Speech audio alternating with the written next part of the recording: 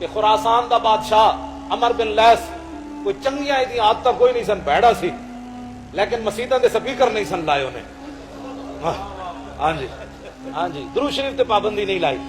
مصطفیٰ جان رحمت دے ڈھڈ وچ درد نہیں سی کدی پیا، او دے دل وچ خیال کی آیا، او مریا تے چنگا کام دا ایک بھی کوئی نہیں سی، مریا تے کسی نو خواب وچ ملیا تے انہیں پوچھا دس اے رب نے تیرے نال کی کیتا؟ انہیں کہا رب نے تے مینوں بخش دیتا۔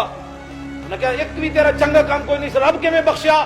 سنا ہے مسلمان اہل سنت و جماعت، ہم کو رب پکڑ لے گا قیامت والے دن کہ میرے گھر میں میرے نبی کا ذکر کیوں کیا تھا؟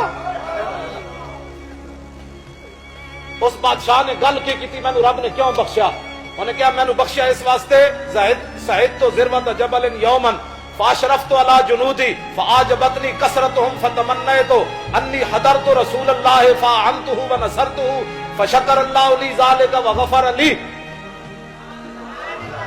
انہیں کہا مینو رب نے اس واسطے بخشیا کہ ایک دن میں پہاڑ دی چوٹی تے چڑھیا، تھلے میں ویکھیا تے میرا بڑا بڑا لشکر، پھر میرے دل وچ خیال آیا، خیال بھی یہ ہو جائے خیال نہ آوے کہ سپیکر کا ناجائز استعمال یہ ہے کہ نعت نہیں پڑھنی، پھٹے منہ ذلیلو، حضور کی نعت پڑھنا یہ غیر ضروری استعمال ہے؟ یہ تو میرے آقا نے حضرت حسان کے لیے مسجد میں ممبر بچھوایا اور حضور خود میرے محفل تھے، ابو بکر عمر عثمان و علی سامعین میں تھے،